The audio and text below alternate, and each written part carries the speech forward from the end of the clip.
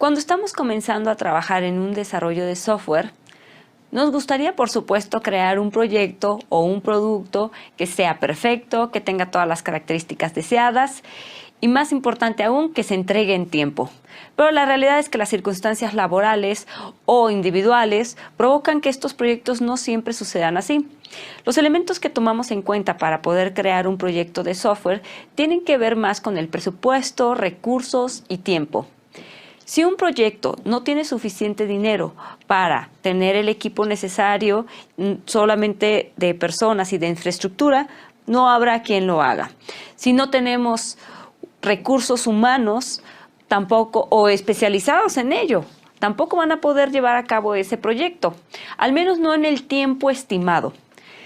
Una mala planeación de un proyecto, no solamente de las pruebas, de todo lo que cubre el proyecto, puede hacer que los costos se incrementen, que entonces decidan cerrar el proyecto o simplemente se tarden más y el cliente pueda decidir no terminar de pagar o no llevar a cabo el proyecto con ustedes y siempre buscar a alguien más.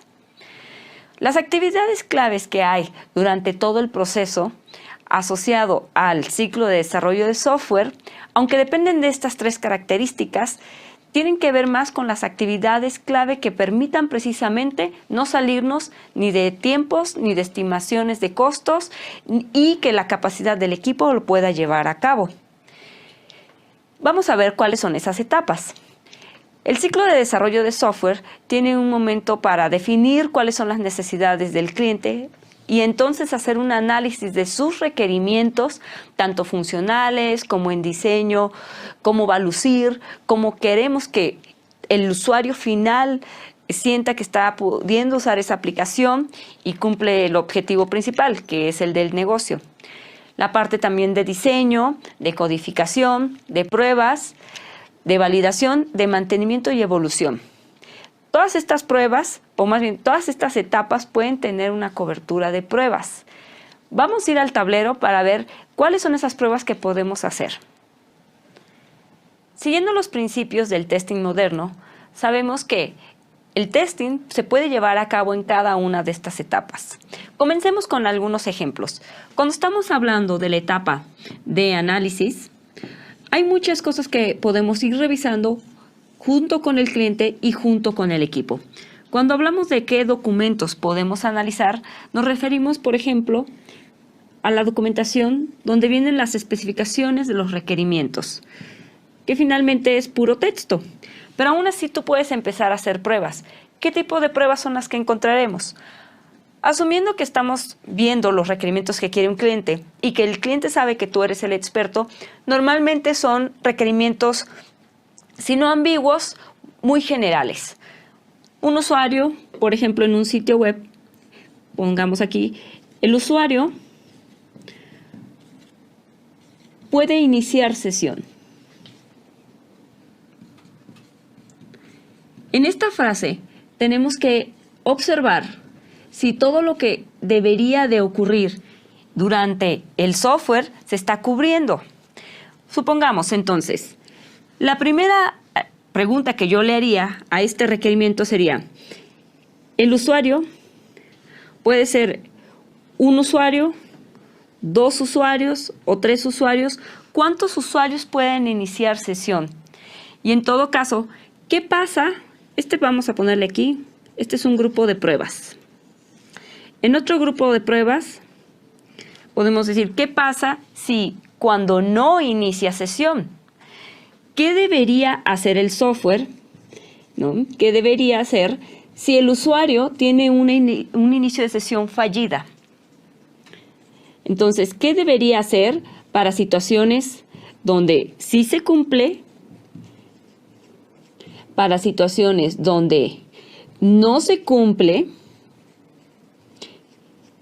Y en todo caso, para ambas circunstancias, ¿qué mensaje le debe de comunicar el sistema a este usuario para que confirme que sí se cumplió solamente este argumento? O que le niegue el acceso y un mensaje que le avise entonces qué debería de hacer para poder iniciar sesión. Entonces, parte de las pruebas a nivel de requerimientos es observar cada uno de los argumentos que está agregando el cliente y entonces tratar de evitar que se vayan detalles que no están escritos o que al menos están creyendo de manera implícita. Así como son los requerimientos y los documentos que van a estar en esa etapa, tú puedes hacer todo ese tipo de pruebas siempre leyendo esos argumentos. Pero bueno, ¿qué pasa cuando ahora queremos interpretar los argumentos y estamos en la fase de diseño? En la fase de diseño normalmente lo que buscamos es establecer los criterios visuales de lo que espera ver el cliente, que hagan un match entre lo que se describió en los requerimientos y probablemente entre lo que se espera ver. Supongamos que continuamos con el mismo argumento donde un usuario debe iniciar sesión y tenemos una pantalla móvil donde está guardando su nombre, su apellido y tiene un botón de enviar. Si sumamos lo que decía el argumento dentro de los requerimientos, ahora podemos observar otras cosas que debemos de cuestionar a nuestro cliente o a nuestro usuario final. Si vamos a capturar el nombre para poder iniciar sesión, bueno, ¿cuántos caracteres debería de tener máximo este nombre? Si a lo mejor esta persona puede tener nombres de una letra, de 2 letras, de 3 letras, pueden guardarse, no sé, 100 caracteres. Y igual que en el ejercicio anterior, ¿qué pasa si pone el nombre correcto? ¿Cuál es el mensaje? O no debe haber mensaje de error ni de confirmación. Y en todo caso, cuando pone un nombre incorrecto, ¿qué significa incorrecto? Porque bueno, alguien puede decir, mi nombre tiene ciertos símbolos, que por lo cual la pronunciación define que así me llamo. Entonces, otra regla o otra pregunta debería decir, además de letras, ¿podría aceptar símbolos? ¿Podría aceptar números? ¿Podría irse este campo en vacío? ¿No? Lo podríamos conocer. ¿Qué tal si pongo algún tipo de comando o algún tipo de comentario que no es un nombre? En muchos sistemas, por ejemplo, este tipo de evaluaciones lo que hacen es lo que escribes, si no se parece a un diccionario de datos posible, también te lo rechazan. Entonces, ¿qué pasa si no pongo lo correcto? ¿Cuál es el mensaje que me va a decir? ¿O cuántas veces me deja intentar meter mis datos de manera incorrecta antes de poder que me ingrese al sistema? Bueno, si podemos observar, aun cuando solamente tengamos el diseño o no lo tengamos, deberíamos tratar de visualizar cómo va a lucir al final nuestro producto para que todos estemos de acuerdo y trabajar de la mano o sentados incluso codo a codo con el equipo para que juntos podamos tener una mayor cantidad de ideas de qué situaciones pueden pasar cuando el usuario está usando una aplicación, una página web o cualquier interfaz con las que interactúa en el sistema. Bueno, ya vimos la fase de análisis y de diseño y muchas veces en algunos equipos experimentamos que no nos dejan hacer pruebas hasta que no haya código que esté en producción o en el área de pruebas para poderlo revisar. Digo, no es lo mejor en el área de producción, pero bueno, finalmente esperas tener algo construido con lo que estés interactuando. Lo que ya vimos es que no es necesario. Uno puede ir buscando errores en las otras fases. Pero bueno, ya que está el código y todavía no está terminado, ¿qué podemos hacer en la fase de código? El código implica varias cosas. Probablemente, si es un equipo grande, vas a tener módulos o vas a tener funciones o a lo mejor también vas a poder tener la estructura de la base de datos.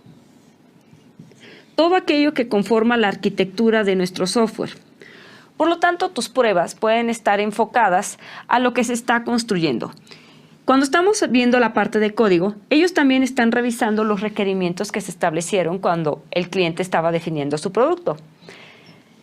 Tú puedes ir y verificar que en la asignación de datos, ya sea para agregar datos, eliminar datos, consultar datos, etcétera, todas estas acciones que se hacen directamente en la base de datos, tú puedes ir y hacer las pruebas, sin necesidad de que esté construido ninguna función, ningún módulo. Inclusive, todo esto, aunque estamos esperando tener un backend y un frontend, que sería la parte de la interfaz, regularmente esto tarda más que esto. Inclusive no podemos construir esto sin que el backend esté construido. ¿Podríamos? Sí, cuando a lo mejor estamos tratando de hacer un MVP o un demo. Sin embargo, las pruebas no necesitan esperar a que esto funcione, porque nada más son mockups sin estar construido la parte de atrás, lo cual nos lleva a que esas pruebas se hacen en la parte de diseño. Por otro lado, cuando quieres ir al backend, puedes probar desde APIs, bases de datos, puedes ir a hacer pruebas estáticas al código del desarrollador y revisar si está siguiendo las mejores prácticas acerca de la escritura del código. Y ahora, por último, tenemos la fase de pruebas. Ya hemos recorrido en toda la parte del flujo de cómo construimos un software, qué cosas podemos observar. Ya vimos que podemos hacer las pruebas en los requerimientos y también en los mockups o bocetos del diseño, cómo va a lucir la página. También vimos que podemos hacer pruebas en el código, independientemente de su distribución de arquitectura y de diseño, ya sean los datos, directo en el código, el rendimiento de cómo está construido, etc. Pero bueno, ahora vamos meramente a la fase de pruebas. En la fase de pruebas, a través de la conexión hacia las interfaces, estas son las interfaces a través del usuario interactúa. Entonces podemos hacer pruebas aquí, podemos hacer pruebas de cómo se transmiten los datos, pruebas aquí, podemos hacer pruebas en diferentes tipos de dispositivo, a lo mejor es una laptop o una computadora o un dispositivo, etc. Y todos estos tipos de pruebas solamente están confirmando lo que serían los requerimientos o la parte funcional de lo que se pidió por parte del cliente. Pero aún así, habíamos visto que hay pruebas de validación y verificación. Por último están estas pruebas que se le llaman pruebas de aceptación. En las pruebas de aceptación está el usuario final. No porque hacemos pruebas de aceptación donde el cliente está revisando y está de acuerdo, significa que deberían ser las únicas pruebas que hacen. Una mala práctica es que se crea que primero hay que desarrollar el software y hasta el final, cuando estamos entregando, el cliente prueba. Si realmente queremos hacer un producto de calidad, garantizar nuestros procesos y nuestra forma de trabajar, lo que deberíamos hacer es estar probando en cada una de las fases antes de que llegue al cliente. Con esto podríamos asegurar que hemos reducido, si no el 100%, sí un 70-80% de los defectos que podrían llegar hasta el cliente. Bueno, te invito a que en el panel de comentarios me dejes lo que tú piensas al respecto del proceso, qué pruebas son las que conoces, incluso si consideras que hay otros elementos que deberían ser probados.